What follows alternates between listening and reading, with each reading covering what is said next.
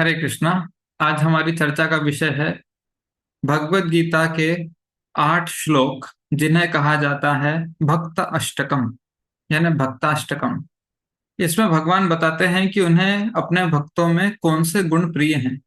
सब लोग चाहते हैं कि हर कृष्ण भक्त को भगवान बहुत प्रिय होते हैं, लेकिन हर भक्त ये भी चाहता है कि हम भगवान कृष्ण को प्रिय बने। सो यहाँ भगवान 33 ऐसी बातें बताते हैं जिनसे हम भगवान को प्रिय हो सकते हैं। सो इस पर हम चर्चा करेंगे 2 भागों में। सो प्रार्थना के साथ शुरू करते हैं। नमः ओम विष्णुपादाय कृष्ण प्रेष्ठाय भूतले श्रीमते भक्ति वेदांत स्वामी नित्य नामिने नमस्ते सारस्वते देवे गौरवाणी प्रचारिणे निर्विशेषा शून्यवादी पाश्चात्य देश तारिणे जय श्री कृष्ण चैतन्य प्रभु नित्यानंद श्री अद्वैत गदाधर श्रीवासादि गौर भक्त वृंदा। हरे कृष्णा कृष्ण कृष्ण हरे हरे, हरे राम राम राम हरे हरे। ग्रंथा श्रीमद् भगवद गीता की जय, श्री प्रभुपाद की जय। हरे कृष्ण। सो हम चर्चा कर रहे हैं भक्त अष्टकम। भक्त अष्टकम का मतलब क्या है? अध्याय 12 का शीर्षक है भक्ति योग।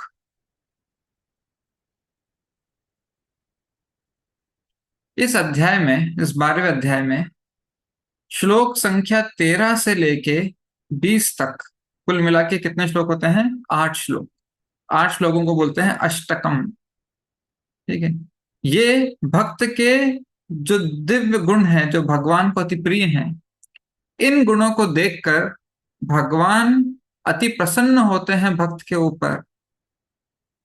सो ये जो 8 श्लोक हैं, ये हमें कुल मिलाकर 33 ऐसे लक्षण, ठीक है, 33 गुण बताते हैं भक्तों के, जो भगवान चाहते हैं उनके हर भक्त में हो। सो कभी कभी भक्त लोग पूछते हैं कि हम भक्ति में तीव्रता से आगे कैसे बढ़ सकते हैं, उन्नति कैसे कर सकते हैं, भक्ति को और पक्का सुदृढ़ कैसे कर सकते हैं। सो अभी हम देखेंगे इन 8 श्लोकों में भगवान उसका रहस्य उजागर करते हैं कि किस तरह अपनी भक्ति को पक्का करना है, तीव्र गति से आगे बढ़ाना है और उन्नति हासिल करनी है। सो प्रारंभ करते हैं। इस भाग में हम केवल 4 श्लोक लेंगे और इसके भाग दूसरे में हम और 4 श्लोक लेंगे। सो 13 और 14। अद्वेष्टा सर्वभूतानां मैत्रः करुण एव च निर्ममो निरहंकारः सम दुःख सुख शमी संतुष्टः सततं योगी यतात्मा दृढ़ निश्चयः मय्यर्पित मनोबुद्धिर यो मद्भक्ता समे प्रियः। से 2 श्लोक एक साथ हैं। अब इसका अनुवाद देखते हैं कि इसमें भगवान क्या बताना चाहते हैं। अद्वेष्टा सर्वभूतानां, जो किसी से द्वेष नहीं करता।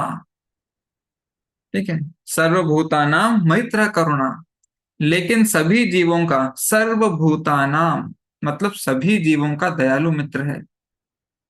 जो अपने को स्वामी नहीं मानता। निर्मम मतलब अपने को स्वामी नहीं मानता। निरअहंकार मतलब मिथ्या अहंकार से मुक्त है। फिर सम सुख दुख, सो जो सुख दुख में संभाव रहता है। फिर शमी यानी सहिष्णु है, सहनशील है। सदैव आत्मतुष्ट रहता है, संतुष्ट सततम, आत्म संयमी है। यतात्मा योगी यतात्मा। और फिर दृढ़ निश्चय तथा जो निश्चय के साथ मुझ में मन तथा बुद्धि को स्थिर करके भक्ति में लगा रहता है, ऐसा भक्त मुझे अत्यंत प्रिय है। सो भगवान बता रहे हैं कि अगर हमें भगवान को प्रिय बनना है, हम चाहते हैं कि Krishna Krishna should know like us, love us, भगवान हमसे प्यार करें, भगवान का हम बहुत प्रिय हो जाएं, कि मैं भगवान का प्रिय भक्त हूं। ये एक भक्त के लिए बहुत बड़ी उपलब्धि है, भगवान का प्रिय बनना। तो कैसे बनेंगे? ये नियम पालन करके। समझे? गोदी में भगवान को बिठा के हाथ से लड्डू खिलाना और आलू के पकौड़े खिलाना, ये प्रिय बनने का तरीका नहीं है। प्रिय बनने का तरीका है ये नियम पालन करना। इस तरह इस अध्याय में 33 नियमों की या गुणों की सूची दी है भगवान ने, जिनको हम आराम से चर्चा करेंगे। तो सबसे पहले भी इस पर चर्चा करते हैं, इस श्लोक पर। अब श्रील प्रभुपाद इसको बहुत ही अच्छे से समझाते हैं तात्पर्य में, एक एक अंग को प्रभुपाद समझाते हैं। तो सबसे पहला पॉइंट क्या आता है, देखिए, जो किसी से द्वेष नहीं करता। राइट, सो अभी इस पे तात्पर्य में क्या लिखा है पढ़ते हैं। शुद्ध भक्ति पर पुनः आकर भगवान इन दोनों श्लोकों में शुद्ध भक्त के दिव्य गुणों का वर्णन कर रहे हैं। शुद्ध भक्त के दिव्य गुणों का वर्णन। सो ये सारे गुण दिव्य हैं। ठीक है, अब इसमें एक बड़ी रोचक बात है। क्या है? ये दिव्य गुण है और इन गुणों से भक्त जो है बहुत प्रिय होता है। लेकिन आप सबसे पहली चीज देखिए, जो सबसे पहला पॉइंट भगवान ने बोला है, वो ये नहीं बोला है कि मेरी भक्ति करो या मेरी शरण में आओ। सबसे पहला पॉइंट भगवान ने क्या बोला है? अन्य जीवों के प्रति कैसे रहना है।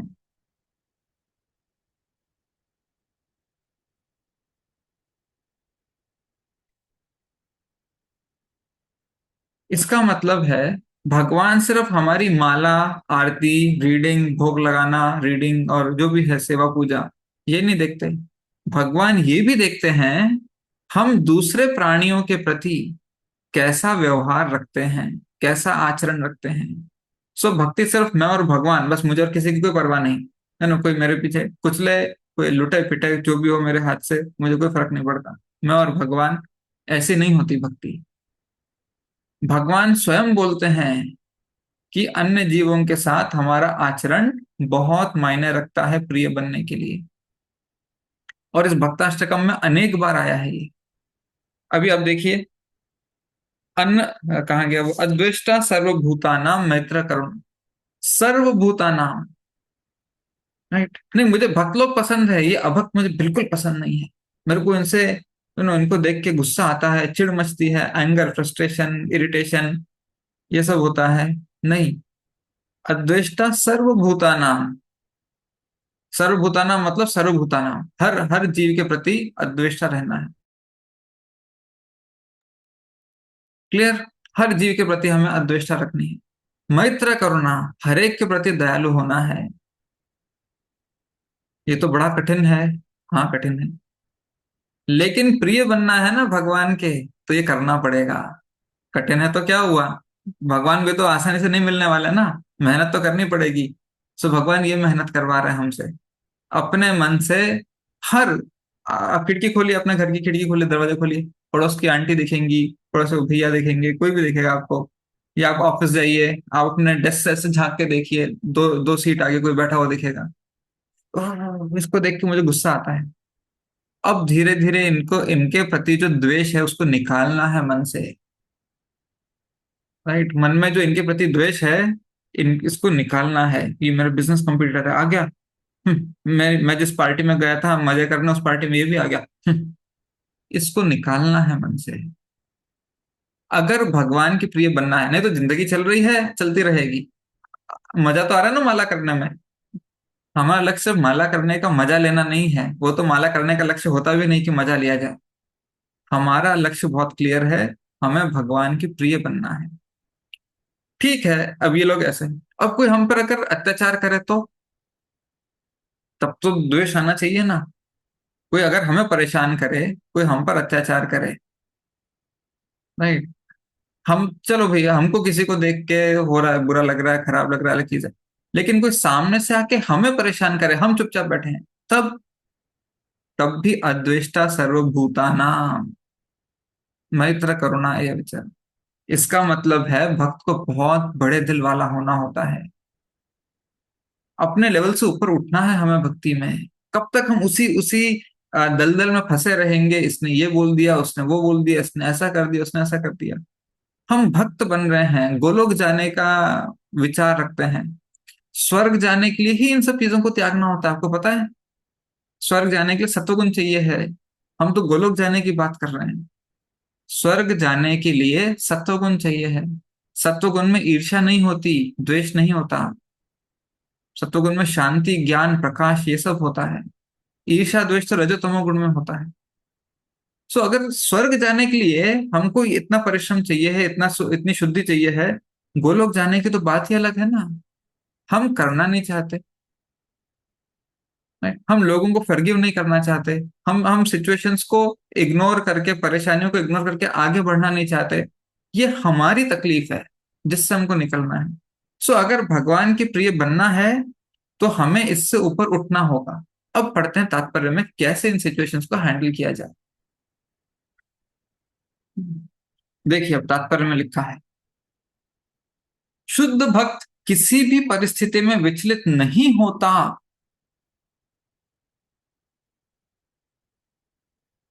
किसी भी परिस्थिति में विचलित नहीं होता। इसको कैसे समझाया है आपको पता है? छठे अध्याय में इसको बहुत अच्छे से समझाया है। छठे अध्याय में 20 से 24 श्लोक में ये बताया गया है। मैं थोड़ा सा पढ़ता हूँ कि भक्त जो है, जो सच में अगर भगवान को प्रिय होना है तो कैसे बनना है हमें। भक्त दुर्घटनाओं, रोगों, अभावों, यहाँ तक कि अपने प्रियजनों की मृत्यु जैसी आपातकालीन घटनाओं के प्रति भी निरपेक्ष रहता है। कोई दुर्घटना हो गई, बहुत रोग हो गए, अभाव हो गए, अभाव मतलब कमियां हो गई है घर में, जीवन में संसाधन की कमी है, पैसे की कमी है, लोगों की कमी है, यहाँ तक कि अपने प्रियजनों की मृत्यु जैसी आपातकालीन घटनाओं के प्रति भी निरपेक्ष रहता है। क्यों? किंतु कृष्ण भावनामृत या भक्ति योग संबंधी अपने कर्मों को पूरा करने में वह सदैव सचेत रहता है। तो भक्त जो है, अब वापस आइए 12वें अध्याय में 13-14 श्लोक पे। शुद्ध भक्त किसी भी परिस्थिति में विचलित नहीं होता। मैं बहुत डिस्टर्ब हूँ, किस बात को लेकर डिस्टर्ब हूँ? मेरा रिश्तेदार है, वो बहुत बीमार है, करेक्ट, उनको लेकर परेशान हूँ। खुद की बीमारी को लेकर परेशान हूँ। कोई मुझसे बात नहीं कर रहा, उसको लेकर परेशान हूँ। सुबह मंगल आरती में उठना मुश्किल हो गया, उसको लेकर परेशान हूँ। Isn't it? तो बहुत सारे पड़ोसी परेशान कर रहे हैं, उसको लेकर परेशान है। ऑफिस में पॉलिटिक्स चल रही है, उसको लेकर परेशान है। सर्दी ज्यादा पड़ रही है, अक्टूबर महीना है, गर्मी ज्यादा पड़ रही है, करेक्ट, अक्टूबर महीने में गर्मी पड़ रही है, उसको लेकर परेशान है। महंगाई बढ़ गई, उसको लेकर परेशान है। भक्त किसी भी परिस्थिति में परेशान नहीं होता, विचलित नहीं होता। परिस्थिति आएंगी जाएंगी, कष्ट होगा, ऐसा नहीं कि कष्ट नहीं होगा, कष्ट होगा, लेकिन उसको दिल में बिठाकर वो अपने मन को इन सब में नहीं लगाता। करेक्ट, उदास नहीं होता है, मायूस नहीं होता है। ये सब अपने जीवन का अंग है।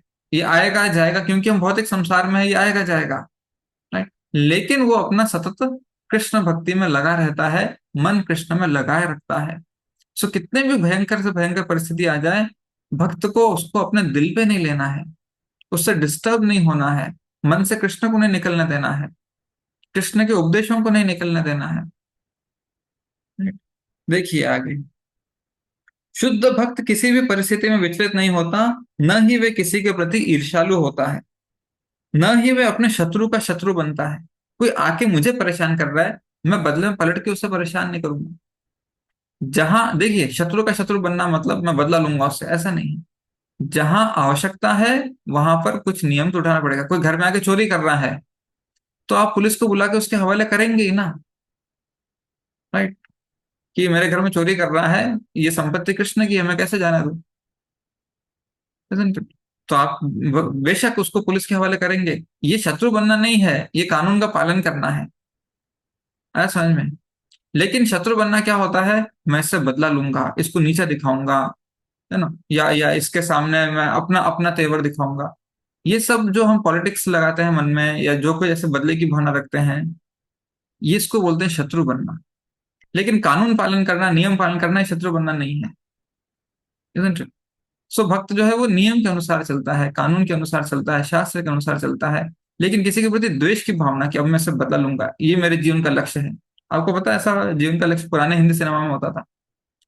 हीरो के पिताजी को किसी ने मार दिया है, ठीक है, अब पूरा सिनेमा यही दिखाएगा कि हीरो ने कैसे उस विलन से बदला लिया। वो बचपन से लेके दौड़ते दौड़ते दौड़ते बड़ा हो जाता है सडनली, और फिर जाके वो मार देता है विलन को, और सिनेमा ही खत्म हो जाता है। इसको बोलते हैं शत्रु का शत्रु बनना, नहीं। उसके जीवन में एक ही लक्ष्य है, कृष्ण नहीं है उसके मन में, उसके मन में बस वही एक लक्ष्य है, कैसे मेरे पिताजी के खून का बदला इससे लूं। तो मुद्दा ये है कि भक्त कभी भी अपने मन में ये सब द्वेष भावना नहीं रखता है। जो जरूरी है वो करेगा, राइट? जो जरूरी है, जो कानून में है, जो शास्त्र में है, उसके अनुसार पालन करेगा और आगे अपनी भक्ति में आगे बढ़ेगा। मुद्दा हमेशा यही होना चाहिए, the main thing is to keep the main thing the main thing. जो मुख्य वस्तु है, जो मुख्य बात है, वो है, जो मुख्य बात है उसको मुख्य रखा जाए, उसको साइड में करके किसी और काम में ना घुस जाया जाए। इसलिए अन्य जीवों के प्रति हमारा ये अद्वेष्टा भाव, मैत्र करुणा भाव बहुत जरूरी है। वह अपने शत्रु न तो वह अपने शत्रु का शत्रु बनता है, वह तो सोचता है यह व्यक्ति मेरे विगत दुष्कर्मों के कारण मेरा शत्रु बना हुआ है, अतः विरोध करने की अपेक्षा कष्ट सहना अच्छा है। श्रीमद् भागवत में कहा गया है, तत्तनुकंपाम सुसमीक्षमाणो भुंजानेवात्म कृतम विपाकम। जब भी कोई भक्त मुसीबत में पड़ता है, हम सब मुसीबत में पड़ते हैं अलग अलग तरह की, जब भी कोई भक्त मुसीबत में पड़ता है, तो जब हमारे ऊपर मुसीबत आती है तो हमको क्या करना है?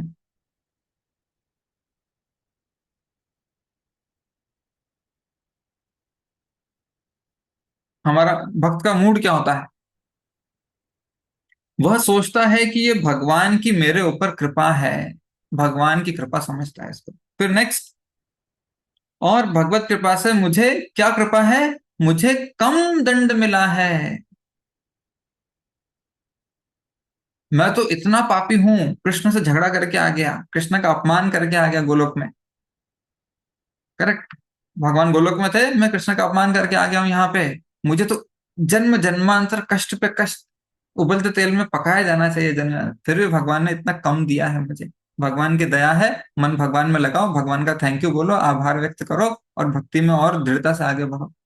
ये होता है भक्त का भाव। वो जाके भगवान से शिकायत नहीं करता कि भगवान ऐसा क्यों कर रहे हैं मेरे साथ। ये बहुत कनिष्ठ अधिकारी, नीचे लेवल का भक्त है। भगवान, मैंने आपकी इतनी भक्ति की, फिर भी आपने मेरे साथ ऐसा क्यों किया? इसका मतलब उसे भगवान पता ही नहीं क्या है, उसे भक्ति पता नहीं क्या है। वो अपनी धुन में चल रहा था आज तक, वो सोचा उसके उसके तरीके से, उसके बनाए तरीके से भक्ति कर रहा था। ये भक्ति नहीं होती। इसलिए भक्ताष्टकम इतना जरूरी है। मेरे जीवन में कष्ट पे कष्ट आ रहे हैं, भगवान क्यों मेरी हेल्प नहीं कर रहे? भगवान हेल्प कर रहे हैं। कष्ट पे कष्ट जो आ रहे हैं ना, वो कष्ट पे कष्ट पे कष्ट पे कष्ट आने चाहिए थे, उसको कम करके सिर्फ कष्ट पे कष्ट दिया है। वरना ऐसे 100 गुना होना चाहिए था, कष्ट पे कष्ट पे कष्ट पे कष्ट पे कष्ट पे कष्ट पे कष्ट, इतने आने चाहिए थे। यहाँ पे क्या लिखा है? कम दंड मिला है, ये भगवान की कृपा है। राइट? ये सोचना चाहिए भक्त को। भक्त बहुत शांत रहेगा, तुरंत भगवान को प्रिय हो जाएगा। हाँ, ये तो मेरी बात मानता है, अब मुझे प्रिय हो गया। संकट तो भगवान देख रहे हैं ना, और अनुमति भी दे रहे हैं कि संकट जाओ, कष्ट जाओ इसके जीवन में, थोड़ा हिलाओ इसको। फिर देखते हैं ये भक्त का असली रूप, असली रंग बाहर आएगा।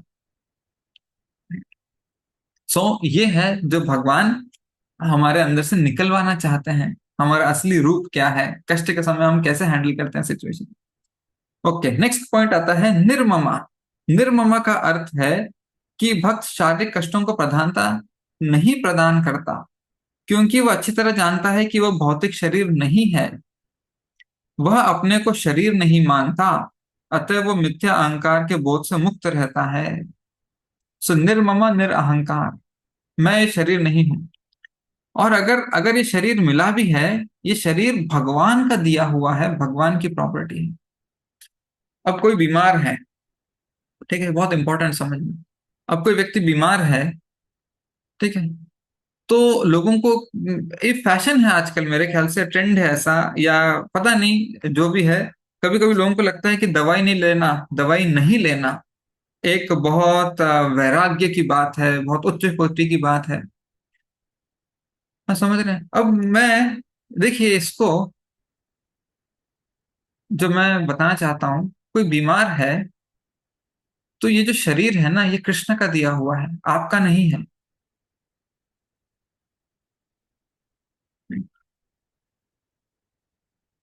ये भगवान की प्रॉपर्टी है, आपका शरीर। इसको चुस्त दुरुस्त रखना, तंदुरुस्त रखना आपका दायित्व है, आपका ऑप्शन नहीं है। ठीक है, ये आपका ऑप्शन नहीं है। ये मिथ्या वैराग्य होता है, झूठा वैराग्य होता है। हम बिना दवाई के रहेंगे, बिना दवाई के जिएंगे। ये जो है, ये आपका दायित्व है कि भगवान ने आपको बॉडी दी है, आप इसको हेल्दी रखिए, फंक्शनल रखिए, और कृष्ण की सेवा में लगाते रहिए। समझे?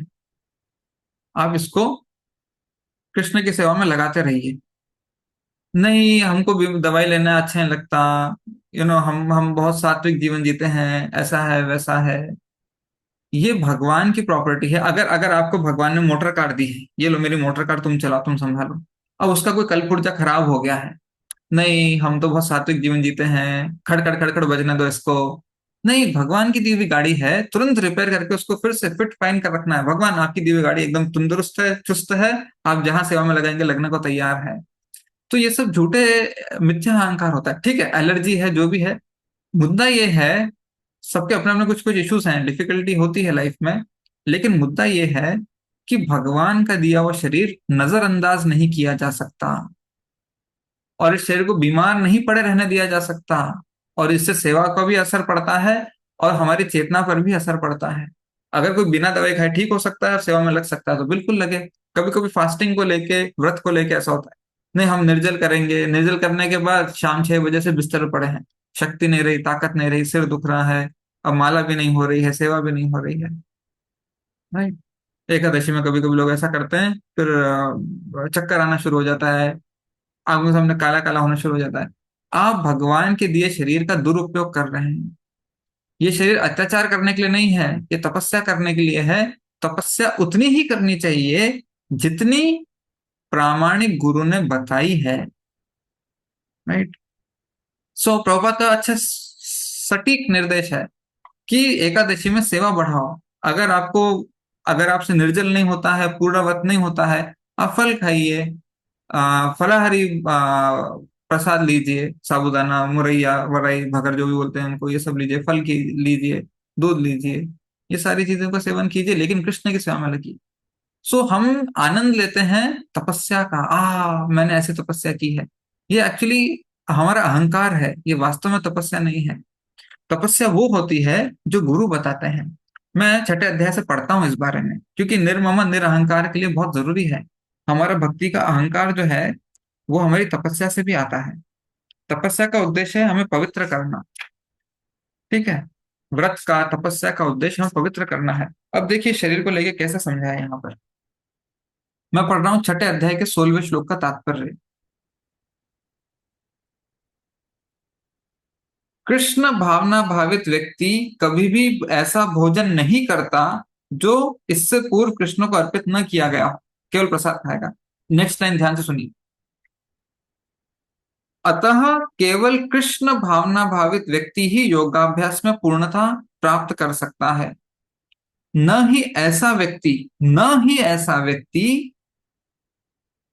कभी भी योगाभ्यास कर सकता है जो कृत्रिम उपवास की अपनी विधियां निकालकर भोजन नहीं करता है। कृत्रिम उपवास की अपनी विधियां निकालकर, यानी प्रामाणिक गुरु ने जो बताया है उसके परे अपना कोई नया उपवास निकाला, ढूंढ के कोई व्रत निकाला, प्रभु जी तो शास्त्र में दिया है। राइट। सो अपनी विधि विधान निकालकर अगर कोई इस तरह का अभ्यास करना चाहता है तो वो योगाभ्यास में सिद्धि हासिल नहीं कर सकता, ऐसा यहाँ पर लिखा है। सो हमारे लिए व्रत मतलब जो प्रभुपाद ने निर्धारित किए हैं वही व्रत, वही उपवास करने हैं। और जितना प्रभुपाद ने दिया है डिसिप्लिन, जितना प्रभुपाद ने उसकी तीव्रता या अनुशासन दिया है, उतना ही करना है। अगर आप उससे ज्यादा करना चाहते हैं, गुरु के बताए हुए आदेश के परे अगर हम कुछ करना चाहते हैं, इसका मतलब हम अपने आप को गुरु से ज्यादा होशियार समझते हैं। गुरु ने बताया कोई बात नहीं, मेरे को पता है, मैं आगे और करूंगा। ऐसे ये रजोगुण में होता है, ऐसे व्यक्ति को उस व्रत का पूर्ण फल या पूर्ण लाभ नहीं मिलता। इस तरह का जो त्याग है, वैराग्य है, ये रजोगुण वाला वैराग्य है। ये हमारे अहंकार को प्रेरित करता है। हमारा लक्ष्य है कृष्ण को प्रिय बनना। हमारा लक्ष्य अपने अपने आप को खुश करना नहीं है। हमारा लक्ष्य क्या है? कृष्ण को प्रिय बनना।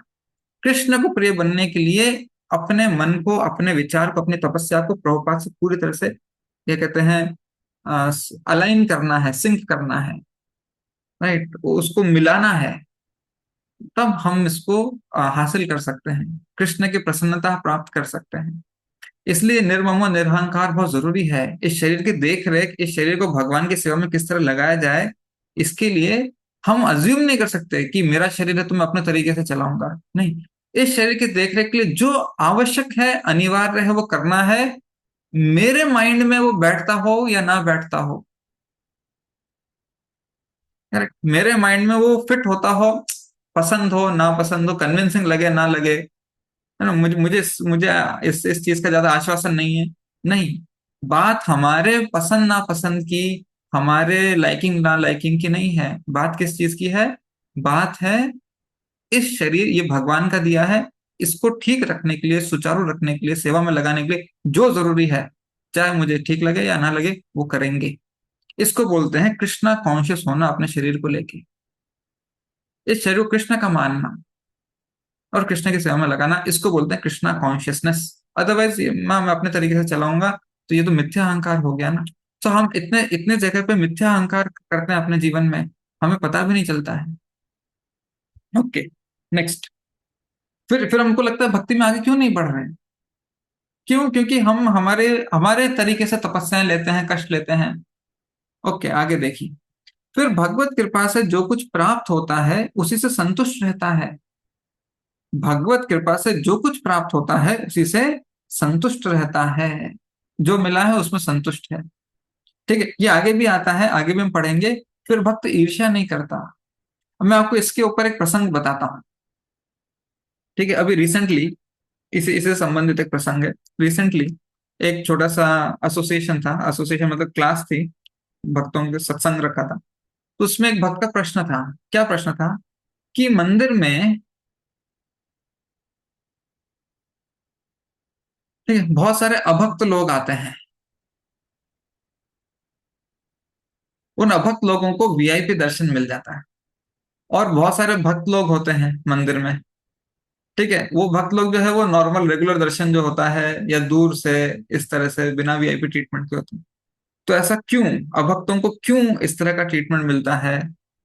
राइट, अब देखिए यहाँ पर हम पढ़ते हैं संतुष्ट है, जो मिलता है उसमें संतुष्ट रहो। अब इसमें इससे संबंधित मैं आपको दो तीन पॉइंट बताना चाहूंगा। ठीक है? क्योंकि ये क्वेश्चन बहुत लोगों के मन में आता है। अब इसमें क्या क्या भक्ति के नियम लगते हैं? एक लगता है संतुष्ट रहना, दूसरा है ईर्ष्या, करेक्ट, तीसरा है हमारा मिथ्या अहंकार, झूठा अहंकार। कैसे ये सारी चीजें लगती हैं? सबसे पहले भगवान बोल रहे हैं यहाँ पे, जो मिलता है उससे संतुष्ट रहिए। ठीक है, दूसरी चीज ईर्ष्या। ईर्ष्या क्या है? दूसरों से तुलना करना। ठीक है, और तीसरी चीज है अहंकार। अहंकार क्या है? अपने आप को भक्त मानना। मैं भक्त हूं तो मुझे वीआईपी दर्शन मिलना चाहिए, मैं वीआईपी दर्शन का अधिकारी हूँ, हकदार हूँ। ये तो अभक्त है, ये तो तुच्छ प्राणी है, इसको क्यों वीआईपी दर्शन मिलना चाहिए? ये हमारा अहंकार हो गया ना। भक्त मतलब, भक्त मतलब आश्लिष्य वा पादरताम पिनुष्टुमाम अदर्शनान मन्म हताम करोतु वा यथा तथा वा विदधातु लंपटो मत प्राणनाथ सुदेव मन्नापरा। चैतन्य महाप्रभु शिक्षाष्टकम में बोलते हैं, अपने लास्ट अष्टकम के लास्ट श्लोक में वो बोलते हैं, चैतन्य महाप्रभु शिक्षाष्टकम में, कि हे भगवान, चाहे आप मुझे पैरों के नीचे कुचल दीजिए, पाद रताम पिनष्टुमाम, या मुझे उठाकर गले लगाइए, मैं तो आपका दास ही रहूंगा सदा। सो भक्त ये नहीं, चैतन्य महाप्रभु ये नहीं बोल रहे हे भगवान मैं मंदिर में आऊंगा तो मुझे सामने से वीआईपी दर्शन दिलाइए। नहीं बोल रहे, वो सीधे बोल रहे हैं आप मुझे चरणों के नीचे कुचल दीजिए, तो भी मैं आपका भक्त रहूंगा, या आप मुझे उठा के अपने गले से लगाइए, तो भी मैं आपका भक्त रहूंगा। बिना डिगे, बिना पथभ्रष्ट हुए, बिना भटके, बिना चेतना को अन्य अन्य जगह लगाए, आपका निष्ठावान भक्त बना रहूंगा। सो भक्त कभी भी अपना को भक्त नहीं मानता है। भक्त अपने आप को तुच्छ कण मानता है। मैं तो एक ऐसा तुच्छ प्राणी, तुच्छ जीव हूं, अगर भगवान उठा के मुझे अपने चरणों में लगा ले तो मेरा तो जीवन सफल हो जाए। भक्त मंदिर जाके लड़ाई नहीं करता है कि मुझे वीआईपी दर्शन क्यों नहीं दिया, उसको क्यों दिया। राइट। उसको बोलते हैं भक्त। भक्त मतलब भगवान दर्शन दे तो आपकी इच्छा, न दे तो आपकी इच्छा। कभी कभी लोग आते हैं, मंदिर बंद हो जाता है, दरवाजा बंद हो जाता है, फिर आते हैं लोग। राइट। फिर आते हैं, फिर बोलते खोलो, हम भक्त हैं, हम बहुत दूर से आए हैं, खोलो। तो ये भक्ति नहीं होती। ठीक है, भगवान की इच्छा। राइट। भक्त का मतलब ये नहीं होता कि मुझे मुझे फैसिलिटी दो। भक्त का मतलब ये होता है, हम जहां भी हैं, भगवान ने जहां रखा है वहां पर कैसे सेवा की जाए। ठीक है, पट बंद हो गए तो हो गए, जब करेंगे कीर्तन करेंगे बाहर बैठ के, यहां से भगवान को अपनी प्रार्थना अर्पण करेंगे। ऐसे भक्त से भगवान प्रसन्न होते हैं। ऐसे भक्त से नहीं जो लड़ लड़ के वीआईपी दर्शन चाहिए मेरे को, और जाके सामने खड़ा हो जाए, हाँ देखा मैं जीत गया, मैनेजमेंट से जीत गया, मंदिर के प्रबंधन से जीत गया। राइट। ये तो आप जीते और आप खुश हुए, भगवान खुश हुए कि नहीं, भगवान प्रसन्न हुए कि नहीं। इसलिए ये भक्ताष्टकम इतना जरूरी है। ये हमें ठिकाने पे लाता है होश कि हम भक्ति में कहाँ कहाँ गुमराह हो रहे हैं, कहाँ कहाँ हम संसारी या भौतिक जीवन से, लोगों से, परिस्थितियों से, इन सब चीजों से अपेक्षा रख रख के अपने आप को इंद्रिय तृप्ति देने का प्रयास कर रहे हैं भक्ति के नाम पे। सो ये सारी चीजें बहुत सावधानी से जाननी, सीखनी, समझनी चाहिए हमें। सो सबसे पहले हमने क्या देखा इस श्लोक में, अन्य जीवों के साथ हमारा व्यवहार बहुत जरूरी है। कृष्ण को प्रसन्न करना है तो कृष्ण के साथ नहीं, भगवान मैं आपका दास हूं, आपके चरणों में नहीं, आप दूसरे जीवों के साथ कैसे व्यवहार करते हैं वो भी देखना है। भगवान कृष्ण मेरे दास हो वो ठीक है, वो तो मैंने ही बनाया तुमको। राइट। लेकिन अब तुमको जो स्वेच्छा दी है उससे तुम दूसरों के साथ कैसा आचरण करते हो। दूसरी चीज दूसरी चीज, तुम कितने निरअहंकारी हो, निर्मम हो। ये शरीर दिया है तुम्हें, इसकी देख रेख कैसे करते हो, उसमें मेरा मेरा हाथ, मेरी उपस्थिति, मेरा स्वामित्व देखते हो या नहीं। फिर जो परिस्थितियां आती हैं, अनुकूल हैं या प्रतिकूल हैं। देखिए अभी हम इस पर चर्चा कर रहे थे कि वीआईपी दर्शन की चर्चा कर रहे थे कि अनुकूल प्रतिकूल परिस्थिति, ईर्ष्या क्या होती है। हम अपनी भक्ति, अपनी सेवा छोड़कर दूसरे को, वो तो योग्य नहीं लग रहा, सामने वाला व्यक्ति हमें योग्य नहीं लग रहा, क्यों उसको वीआईपी दर्शन मिला। भगवान आपसे पूछकर योग्यता डिसाइड नहीं करते किसी की। थोड़ा जमीन पर उतरना है हमें, करेक्ट, ग्राउंडेड रहना है। भगवान आपसे पूछकर नहीं डिसाइड करते कि किसकी क्या योग्यता है, इसको वीआईपी दर्शन दूं या नहीं दूं। भगवान आपसे पूछ के नहीं करते। भगवान सबके स्वामी है। सामने जो अभक्त खड़ा है, आपकी नजर में अभक्त है वो, क्यों, क्योंकि वो नहीं कर रहा जो आप कर रहे हैं, या आपके तरीके से नहीं चल रहा, इसलिए आपकी नजर में अभक्त है। भगवान की नजर भगवान की होती है, हम उससे तुलना नहीं कर सकते। भगवान खुद डिसाइड करेंगे किसे सामने दर्शन देना है, किसे नहीं देना है। भगवान का मंदिर है, भगवान परम स्वामी है, भगवान परम नियंता है, वो भगवान का बच्चा है। भगवान वो मेरा बच्चा है, नालायक है तो क्या हुआ, अभक्त है तो क्या हुआ, मेरा बच्चा है, मैं बुलाऊंगा उसको सामने। आप कौन हो तो डिसाइड करने वाले, आप भगवान हो नहीं। भक्त हो तो भक्त जैसे रहो, विनम्र रहो, जाके कोने में माला करो। इधर उधर घूर घूर के देखना कौन क्या कर रहा है, ये भक्त के लक्षण नहीं है। भक्त means mind your own business, your business is to serve Krishna. अपने काम से काम रखो और कृष्ण की सेवा में लगे रहो, तब हम भगवान को प्रसन्न कर सकते हैं। राइट। ये ईर्ष्या आती है, ओ वो तो मेरे जितना योग्य नहीं है, उसको क्यों मिला।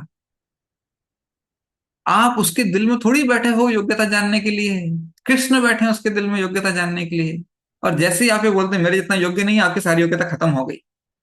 जैसे आपने तुलना की, आपकी सारी योग्यताएं खत्म हो गई। अब आप किसी योग्य नहीं रहे, क्योंकि आपके अंदर अहंकार भर गया। जैसे अहंकार बढ़ता है, भगवान छोड़ के चले जाते हैं।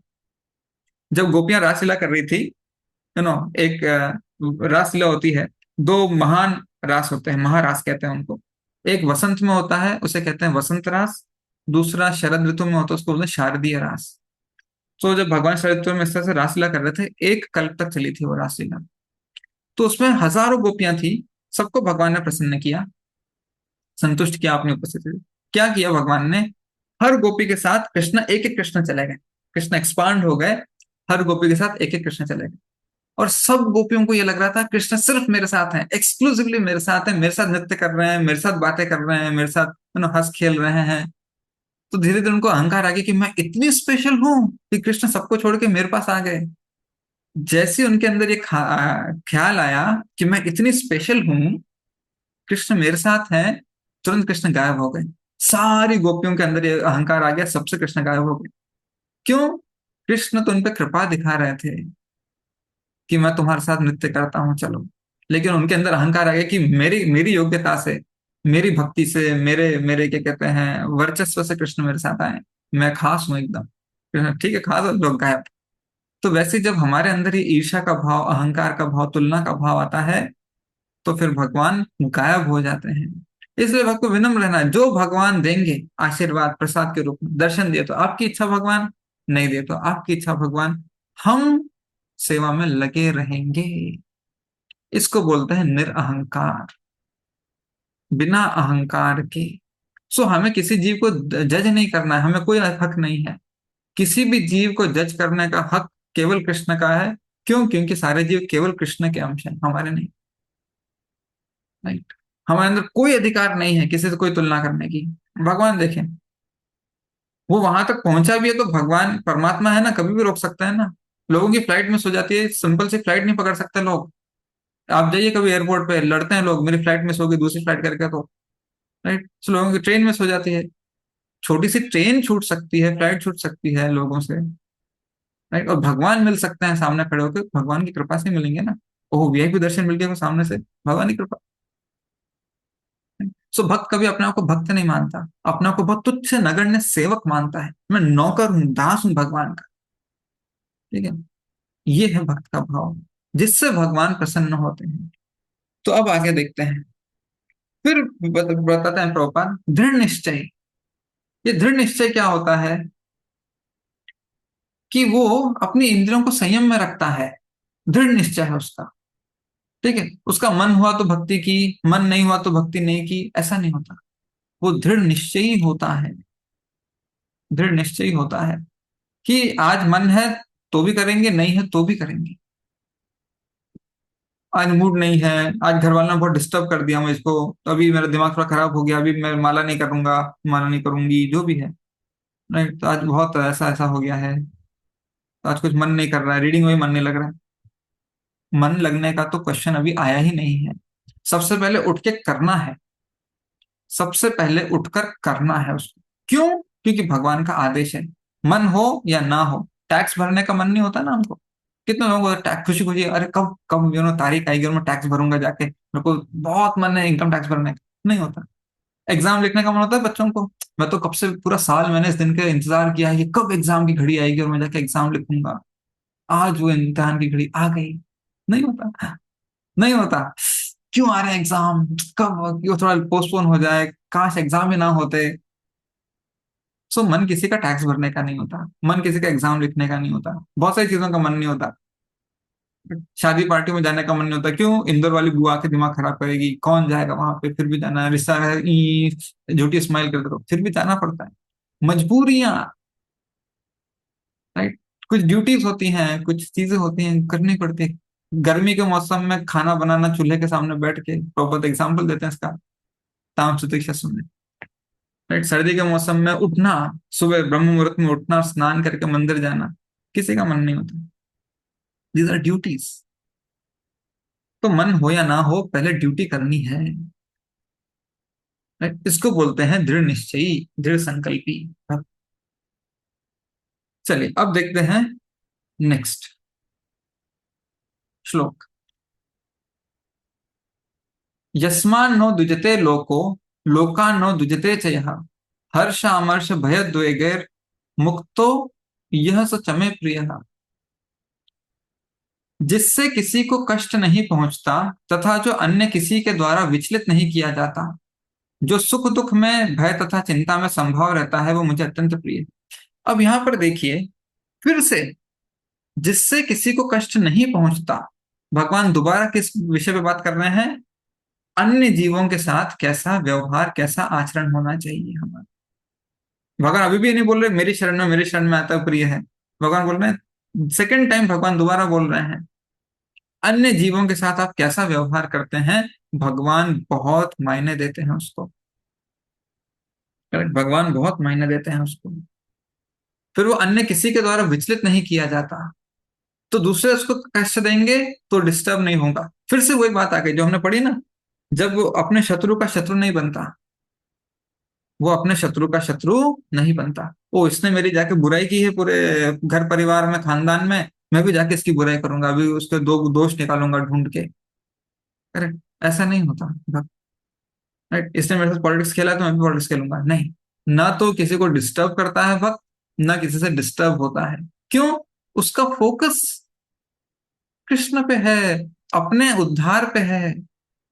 ये पॉइंट सबसे पहले याद रखना है, मेरा फोकस क्या है, लक्ष्य क्या है। फिर जो सुख दुख में डिस्टर्ब नहीं होता, भय तथा चिंता में संभव रहता है, वह मुझे अत्यंत प्रिय है। अब इसको थोड़ा सा तात्पर्य में पढ़ते हैं, सेकंड पॉइंट जो है इसका।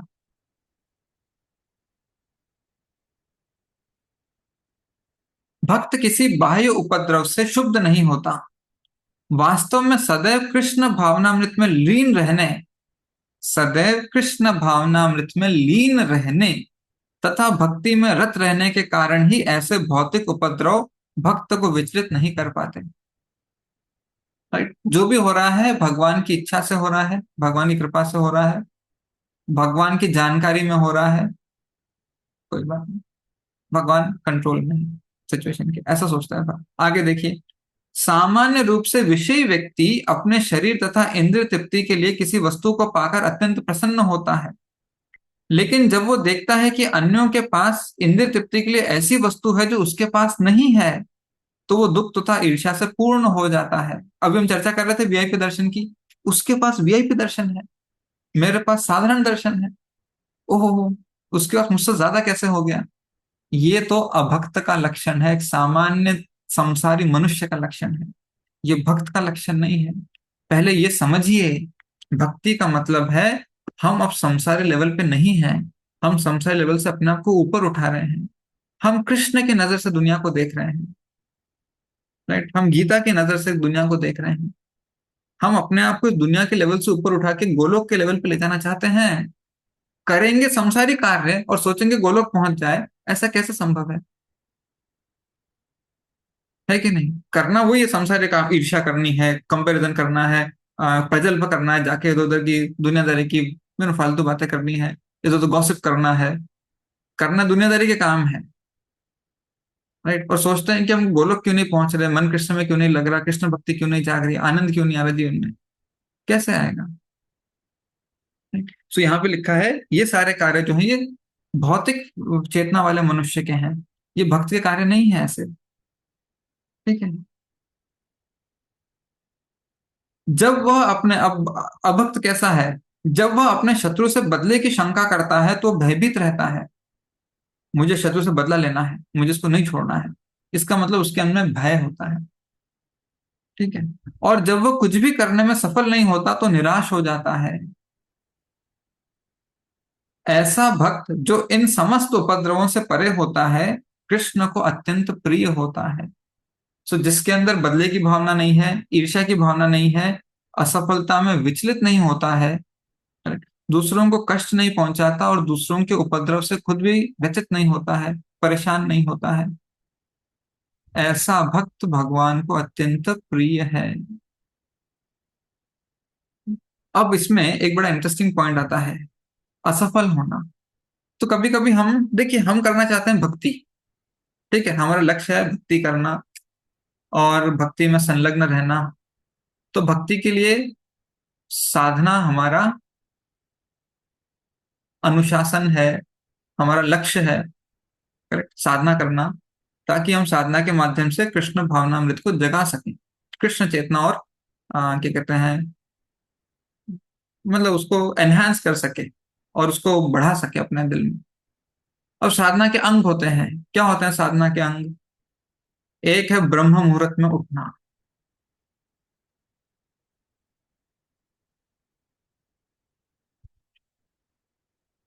यानी सूर्योदय से पहले।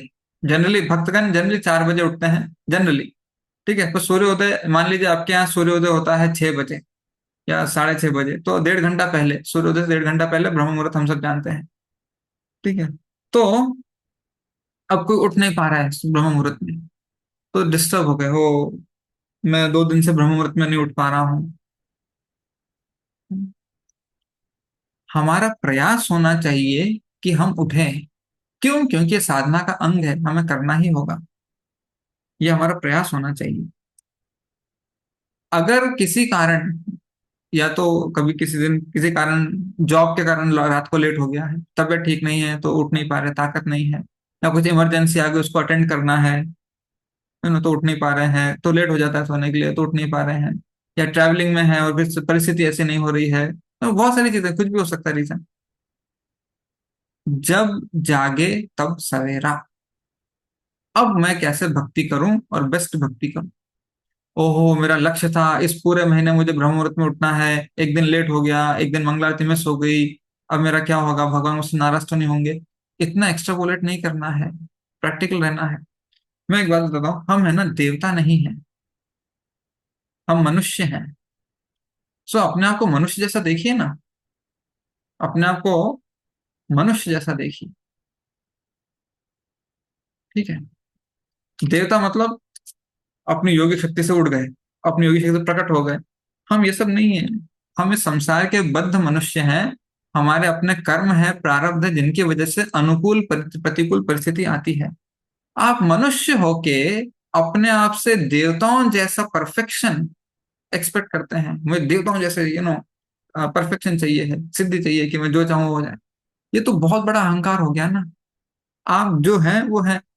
राम जी सेतु बना रहे थे, भगवान राम के लिए सेतु बन रहा था। हनुमान जी बड़ी चट्टान लेके जा रहे थे समुद्र में सेतु बनाने के लिए, गिलहरी छोटी चट्टान लेके। अब गिलहरी देखती मुझे भी हनुमान जी ऐसा करना है, होगा? नहीं। लेकिन भगवान ने जैसे देखा गिलहरी अपने सामर्थ्य में जो कर पा रही है वो कर रही है, तुरंत भगवान ने उसको उठा के ऐसे से पुचकारा।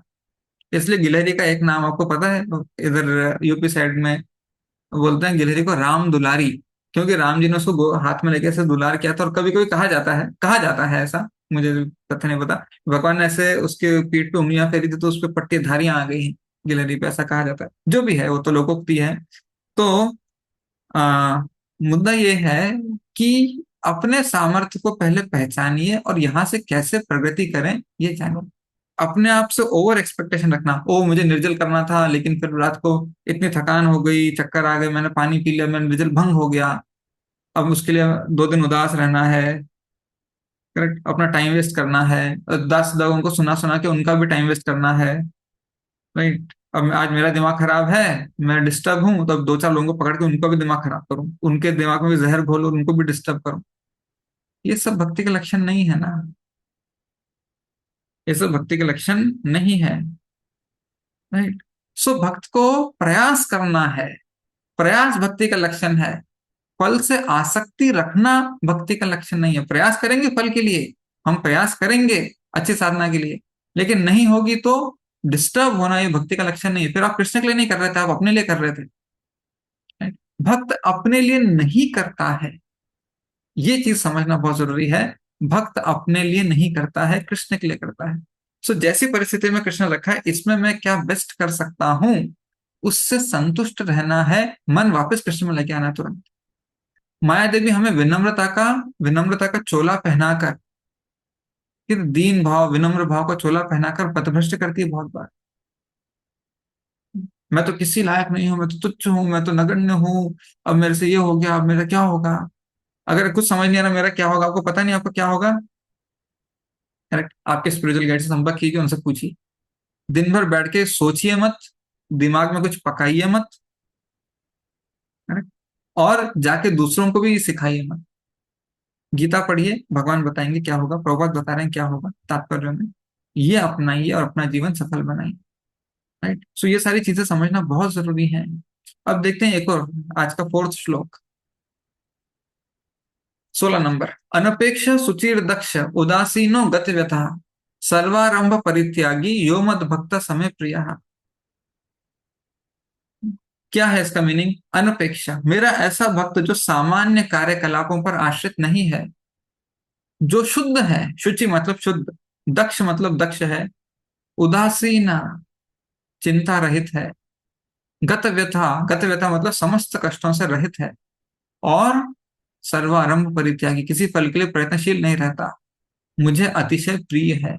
इसको समझना बहुत जरूरी है, इसमें गलतफहमी हो सकती है बहुत सारे पॉइंट्स में। ठीक है? प्रभु जी भक्त तो कष्टों से रहित होते हैं, हम तो कष्ट में हैं, क्या हम भक्त नहीं हैं? रुकिए, इस पे चर्चा करेंगे। प्रभुपाद ने बहुत सटीकता से इसको समझाया है, बहुत सरल भाव से समझाया है। चलिए अब इसको देखते हैं। सबसे पहले है, सामान्य कार्यकलापों पर आश्रित नहीं है। इसका क्या मतलब होता है?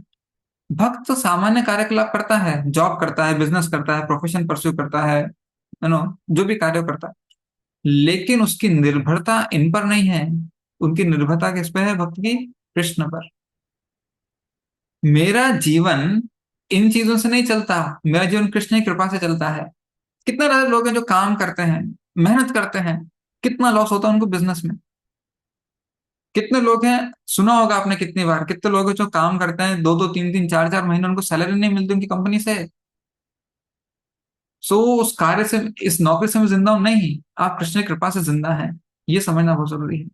नौकरी आपको पैसा नहीं दे रही है, भगवान की कृपा आपको पैसा दे रही है। क्यों? नौकरी तो इतने सारे लोग कर रहे हैं जिनको सैलरी नहीं मिल रही, इजंट इट? नौकरी तो इतने सारे लोग कर रहे हैं जिनको इतनी सैलरी मिल रही है, इतने सारे काम की। इतने सारे लोग बिजनेस कर रहे हैं जो नुकसान नुकसान नुकसान में जा रहा है, दिवालिया हो गई, घर लौट गया उनका। सो बिजनेस हमें कमाई नहीं देता, नौकरी हमें कमाई नहीं देती, हमारा प्रोफेशन हमें कमाई नहीं देता, कृष्ण की कृपा हमें कमाई देती है। ये दिल में रखना, दिमाग में रखना, इसको बोलते हैं भक्ति। मुझे आज मिल रहा है तो भगवान की कृपा से मिल रहा है। अब पढ़िए इसको। भक्त को धन दिया जा सकता है, किंतु उसे धन अर्जित करने के लिए संघर्ष नहीं करना चाहिए। भगवत कृपा से यदि उसे स्वयं धन की प्राप्ति हो तो वह उद्विग्न नहीं होता। ठीक है। अब है शुचि। शुचि मतलब शुद्ध। भक्त दो तरीके से शुद्ध रहता है। कैसे शुद्ध रहता है? पहली शुद्धि क्या है भक्त की? शरीर शुद्ध रखना। ठीक है। दूसरी शुद्धि क्या है? मन शुद्ध रखना। तो भक्त जो है, शरीर शुद्ध और मन शुद्ध, दोनों शुद्ध रखता है। शरीर मतलब बाहर से शुद्ध, मन मतलब अंदर से, आंतरिक और बाह्य, इसको बोलते हैं आंतरिक। अंदर है ना मन, और इसको बोलते हैं बाह्य। बाह्य है ना, बाहरी। स्वाभाविक है कि भक्त दिन भर में 2 बार स्नान करता है और भक्ति के लिए प्रातःकाल जल्दी उठता है। 2 बार स्नान करने से शरीर स्वच्छ स्वच्छ रहेगा, और जल्दी उठने से, ब्रह्म मुहूर्त में उठने से, साधना करने से मन पवित्र होगा, सात्विक हो जाएगा। इस प्रकार वो बाहर जाता, भीतर से स्वच्छ रहता है। ठीक है। नेक्स्ट पॉइंट है दक्ष। भक्त सदैव दक्ष होता है। अब दक्ष कैसे होता है भक्त? क्या एक्सपर्ट है? बहुत अच्छा गाता है, बहुत अच्छा खाना बनाता है, बहुत अच्छा काम करता है? नहीं। भक्त की दक्षता, दक्षता ये नहीं है कि आप क्या अच्छा करते हैं। दक्षता ये है, आप क्या करते हैं, ये नहीं है दक्षता। आप कैसे करते हैं, ये है दक्षता। राइट? क्या है दक्षता? बिना कर्म बंधन लगे।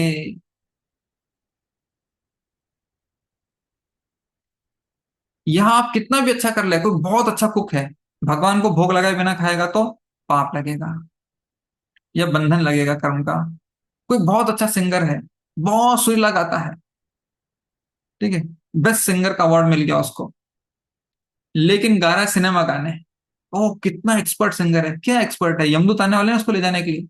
आपकी दक्षता आपको बचा नहीं सकी यमदूतों के हाथ से, तो क्या फायदा हुआ आपके एक्सपर्टीज का।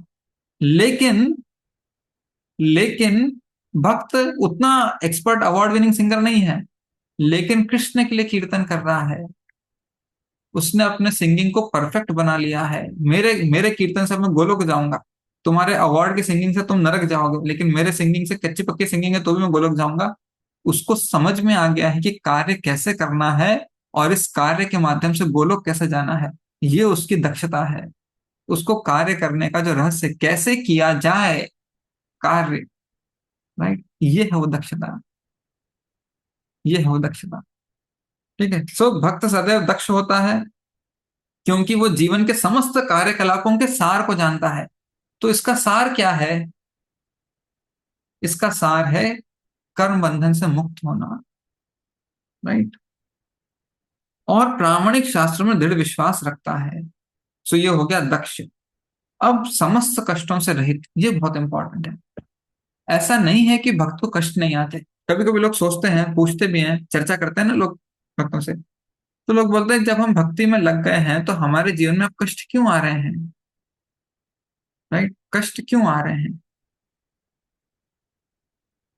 तो भगवान ने कभी भी गीता में ऐसा नहीं बोला है कि आपके जीवन में कष्ट नहीं आएंगे। भगवान ने ये बोला है, मेरा आश्रय लोगे तो कष्टों से पार लग जाओगे। मत चित्ता सर्व दुर्गाणी, मुझ में अपने चित्त को लगाओ, मुझसे भावना भवित हो, तो सर्व दुर्गाणी, समस्त कष्टों से मैं तुमको पार लगा दूंगा। ठीक है। अब तो लोग फिर पूछते हैं कि कष्ट क्यों आ रहा है हमारे जीवन में? ये तो हमारे कर्म की वजह से है। कष्ट क्यों आते हैं? हमारे कर्म की वजह से आते हैं। इससे शरीर को कष्ट होता है, लेकिन भक्त समझता है, जानता है। ठीक है, ये तो हो गया, ये तो हो गया हमारा प्रश्न। कष्ट को लेकर हमारा प्रश्न है क्यों आते हैं। लेकिन अब उसको, कष्ट जो आ गए उसको कैसे हैंडल किया जाए, कैसे उसको संभाला जाए।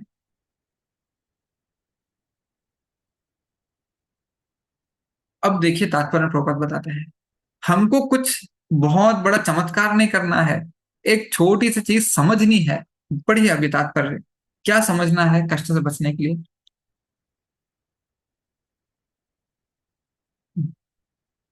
समस्त उपाधियों से मुक्त होने के कारण कभी भी व्यथित नहीं होता। वह जानता है कि उसका शरीर एक उपाधि है, अतः शारीरिक कष्टों के आने पर वह मुक्त रहता है। अब उसने क्या किया है? अब कष्ट आया, कैसे संभाला भक्त ने? भक्त ने कष्ट को कैसे संभाला? उसने समझ लिया है ये कष्ट शरीर का है। ऐसा लिखा है ना वहां पे, शरीर का कष्ट है। मैं शरीर नहीं, आत्मा हूं।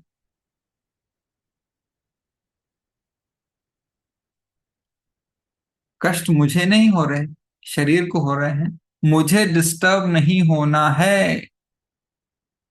इतनी सी चेतना का परिवर्तन करना है। इसका मतलब ये नहीं कि शरीर को नकारा जाए, इग्नोर किया जाए, जलने मरने कटने के लिए छोड़ दिया जाए। नहीं, शरीर तो भगवान की प्रॉपर्टी है। मुझे भगवान ने शरीर दिया तो उसकी देखरेख करूंगा। लेकिन जब इस शरीर पर कष्ट आएंगे, मेरे कर्मों से, मेरे मेरे क्या कहते हैं, बुरे व्यवहार से कष्ट आ रहे हैं, मेरे दुष्कर्मों के कारण कष्ट आ रहे हैं, isn't it? तो मैं से डिस्टर्ब नहीं होऊंगा, अब इस शरीर का सदुपयोग करूंगा, सही उपयोग करूंगा। तो भगवान का दिया हुआ शरीर है, मैंने आज तक इसका गलत उपयोग किया था इस शरीर का, इसलिए मेरे जीवन में कष्ट आ रहे हैं। अब ये भगवान का दिया हुआ शरीर है, मैं इसका अच्छा उपयोग, सही उपयोग करूंगा, राइट, और अपना जीवन सफल बनाऊंगा। कष्ट शरीर पर आ रहे हैं, मुझ पर नहीं। ये उपाधि है। शरीर मेरे पर डाला गया है, उसमें कष्ट भर दिए गए हैं। शरीर मेरे से निकल जाएगा, मैं वैसा का वैसा ही रहूंगा। चाहे कष्ट आ रहे हो तो भी मैं आत्मा हूं, मुझ पर कोई प्रभाव नहीं पड़ता। चाहे कष्ट चले गए हो, आनंद आ रहा हो तो भी मैं आत्मा हूं, मुझ पर कोई प्रभाव नहीं पड़ता। मैं ही इनमें घुसे जा रहा हूं और इसका आनंद और दुख लेने की कोशिश कर रहा हूं। ये तो उपाधि है, ये मैं नहीं हूं। जी। सो उपाधि का मतलब होता है डिजिग्नेशन। हमको डिजिग्नेशन मिला है, शरीर दे दिया गया, तुम मनुष्य हो, तुम पशु हो, पक्षी हो, पुरुष हो, स्त्री हो, इंडियन हो, फॉरेनर हो। ऐसी उपाधि दे दी गई है, वैसे शरीर दे दिया गया, शरीर डाल दिया गया मेरे ऊपर। जो हो रहा है शरीर के साथ हो रहा है, मेरे साथ कुछ नहीं हो रहा। मैं घुसे जा रहा हूँ इस शरीर में, अपने आप को शरीर मानता हूँ और परेशान होता जाता हूँ। सो जब भक्त इस तरह समझ लेता है कि कष्ट आएंगे, लेकिन मुझे इन कष्टों से डिस्टर्ब नहीं होना है, मुझे मन कृष्ण में ही लगा के रखना है, कृष्ण की ही भक्ति करनी है, तब कृष्ण प्रसन्न होते हैं। इन कष्टों को लेकर हम 10 लोगों को पढ़ के सुनाते हैं, बहुत ये है वो है, जोड़ों का दर्द हो गया है, कमर दुख रही है, डायबिटीज हो गया, ये हो गया है, उससे आनंद, कष्ट तो है ही लेकिन थोड़ा सा रस भी निकालने की कोशिश करते हैं। तो हम अपना अहंकार बढ़ा रहे हैं। जो हमारा है ही नहीं ये शरीर, जो हम नहीं है ये शरीर, हम नहीं है ना, हम ये शरीर है ना शरीर हमारा है, फिर भी उसको ले लेके हम सहानुभूति बटोरना, तारीफ बटोरना, लोगों का अटेंशन बटोरना, इन सब चीजों में लगे रहते हैं। हम इस शरीर का फिर से दुरुपयोग कर रहे हैं। हम भगवान को प्रिय कैसे होंगे? फिर तो हम सेल्फ कॉन्शियस हो गए। करेक्ट, हम तो अपनी चेतना में लग गए, कृष्ण की चेतना के बदले। मुझे मेरी तरफ ध्यान दो, मेरे कष्टों को सुनो, सहानुभूति दिखाओ, प्यार दिखाओ, है ना, सहायता दिखाओ। इस तरह से हम आकर्षण चाहते हैं। ये तो वही बीमारी होगी जिसकी वजह से हम गोलोक से आए थे। तो ये सारी चीजें जब हम अपने जीवन में अपनाते हैं, इनको ध्यान से सुनते हैं, समझते हैं, सीखते हैं, तो हम भगवान को बहुत प्रिय होते हैं। सो ये थे चार श्लोक इसके भक्ताष्टकम के। फिर आगे हम और चार की चर्चा करेंगे। हरे कृष्णा। ग्रंथ श्रीमद् भगवद गीता की जय। श्रील प्रभुपाद की जय। हरे कृष्ण।